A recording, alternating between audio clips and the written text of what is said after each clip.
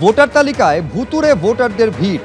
বারুইপুর পূর্ব বিধানসভার বেগমপুর পঞ্চায়েতের ছবি আপনাদের সামনে রাখবো, যেখানে অভিযোগ ভোটার তালিকায় অন্তত 20 জন মৃত ভোটারের হদিশ পাওয়া গিয়েছে। স্থানীয় বাসিন্দারা বলছেন যে 28 থেকে 30 জন এরকম ভুয়ো ভোটার রয়েছেন, এলাকার কেউই তাদের চেনেনি না। দেখছি গত দিনে এই নামগুলো রয়েছে, কিন্তু এখানে কোনো এরকম ভোটার নেই। কী করে আসলো আমরাই তো অবাক।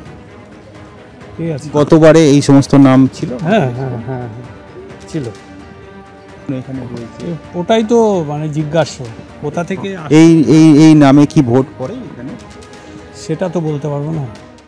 6 দিনের হেফাজত শেষে আজ ফের ব্যাংকশাল কোর্টে জীবন কৃষ্ণ সাহা। ইডির বিশেষ আদালতে তোলা হবে বনোয়ার তৃণমূল বিধায়ককে। আদালতে তোলার আগে বিধাননগর মহকুমা হাসপাতালে স্বাস্থ্য পরীক্ষা হলো জীবন কৃষ্ণ সাহার। নবম দশমে নিয়োগ দুর্নীতি মামলায় জীবন কৃষ্ণকে ফের নিজেদের হেফাজতে চাইতে পারে ইডি। 25শে আগস্ট মুর্শিদাবাদের বড়োয়ার বাড়ি থেকে গ্রেফতার করা হয় শাসক বিধায়ককে। হেফাজতে বিধায়ক জীবন কৃষ্ণ সাহার পিসি সাঁইথিয়া পুরসভা তৃণমূল কাউন্সিলর মায়া সাহাকে জিজ্ঞাসাবাদ। সূত্রের খবর, জীবন কৃষ্ণ সাহার পিসির সম্পত্তির খতিয়ান, আর্থিক লেনদেনের নজরে রয়েছে এনফোর্সমেন্ট ডিরেক্টরেটের, এবং জিজ্ঞাসাবাদে পাওয়া তথ্য নিয়েই ফের তৃণমূল বিধায়ককে জেরা করতে চায় কেন্দ্রীয় এজেন্সি।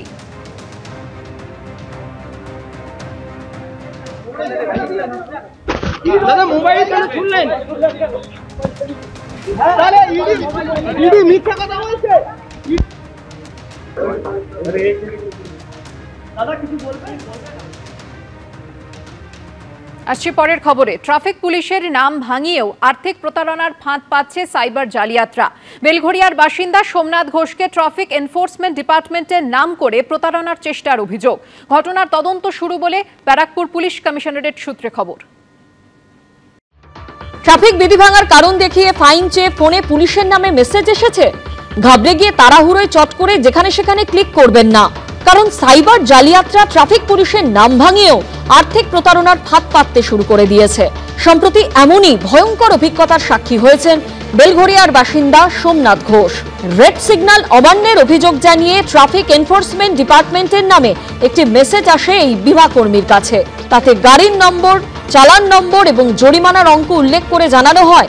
সেই সঙ্গে এও জানানো হয় যে কবে কিভাবে তিনি ট্রাফিক বিধি ভেঙেছেন। চালানে কি দেওয়া হয়েছে তা জানতে তাদের অফিসিয়াল অ্যাপ ডাউনলোড করতে হবে। সেই মতো একটি স্ক্যানারও পাঠানো হয় বলে অভিযোগ। খটকা লাগায় সে পথে আর এগোননি পেশায় বিমা কর্মী সোমনাথ ঘোষ। গত 4-5 দিন আগে আমার কাছে একটা SMS ঢুকে বাই হোয়াটসঅ্যাপ যে আমি নাকি ট্রাফিক ভায়োলেন্ট করেছি। ট্রাফিক পুলিশের নাম করে আমার কাছে ফোন আসছে কলকাতা পুলিশের, যে 10,000 টাকা ফাইন করতে হবে। স্ক্যানার পাঠিয়েছে বাই হোয়াটসঅ্যাপ, SMS ও এসেছে আমার কাছে। বিভিন্নভাবে আমাকে একটা প্রতারণার মতো করে ফাঁদে ফেলার চেষ্টা করছে। পরে জানতে পারেন ট্রাফিক এনফোর্সমেন্ট ডিপার্টমেন্ট নামে আদতে কোনো বিভাগই নেই, পুরোটাই ভুয়ো। ব্যারাকপুর কমিশনারেট সূত্রে খবর, ঘটনার এনকোয়ারি শুরু হয়েছে। ময়ূখ ঠাকুর চক্রবর্তীর রিপোর্ট, এবিপি আনন্দ, কলকাতা।